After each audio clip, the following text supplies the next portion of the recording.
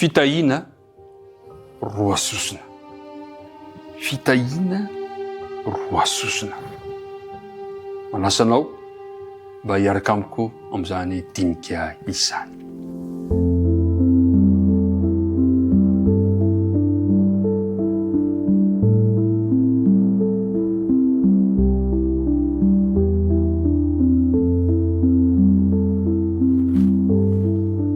Ry mpiara-midinika namana, miarahaba anao indray.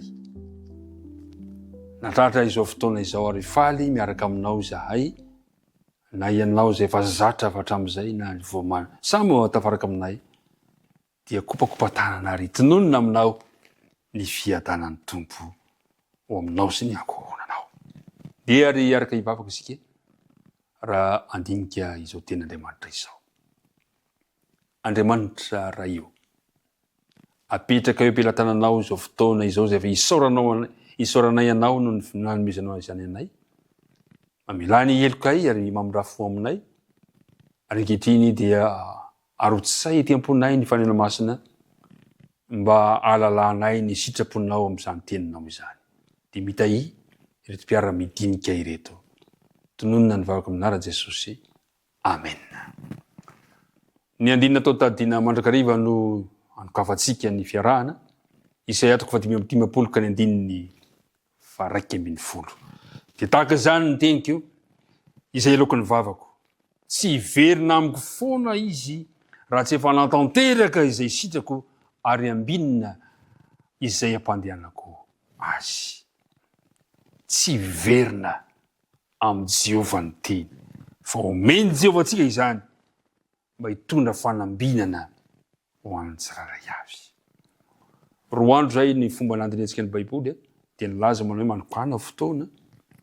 Ny faharoa dia hoe mila manana toerana isika dia mila mandarina misimisy kokoa ny Baiboly. Maro ny fomba ahafahantsika mianatra ny Baiboly, maro izy ireo. Toy ny fandininan-dininy anankiray izay efa resantsika tamin'ny lasa, fandaliana ny toko anankiray na lohahevitra anankiray, na fandalinana teny anankiray na boky iray mihitsy aza. Azonao atao ny mampiasa concordance na ny rakibolana momba ny Baiboly.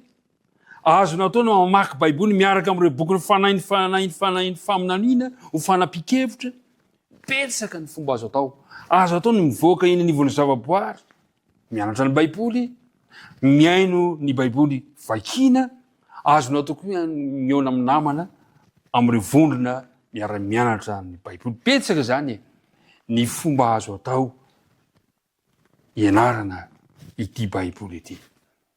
Ndenge tsika ijery ohatra anankiray hoe ny fiazonantsika ny fisakaizana amin'ny namana ohatra, dia matetika mba manao hetsika, manomana hetsika, manangana hetsika anankiray na zava-baovao anankiray dia mitohy ny fifankazahoana.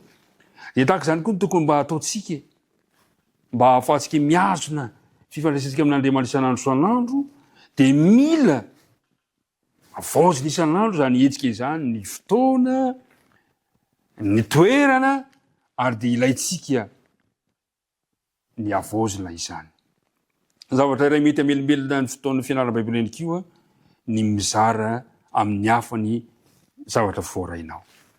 Rehefa azavainao amin'ny hafa izay nianaranao dia mampitoetra izany ao an-tsainao ary mitondra fitahiana ho an'ny hafa sy fampahirizana ho an'ny hafa izany.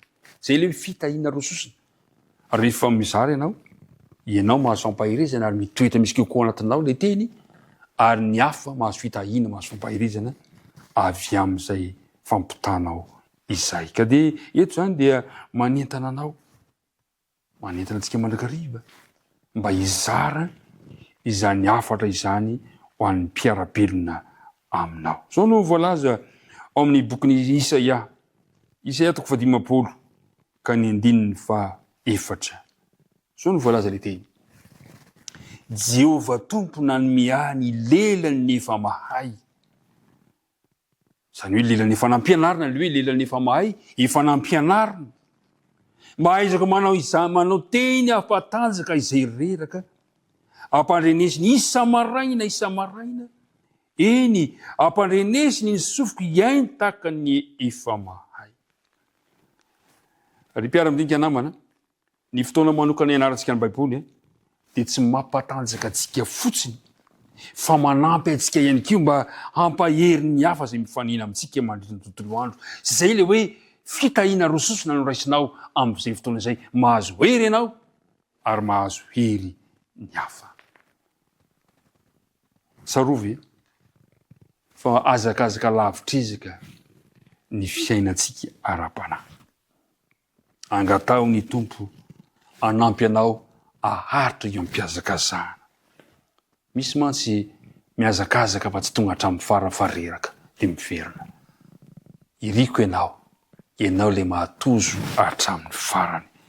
Ibanjina ilay marika hotratrarina. Dia sokafantsika ao amin'ny bokin'ny Filipianina toko 7 Filipianina toko 7 ka ny 4:14.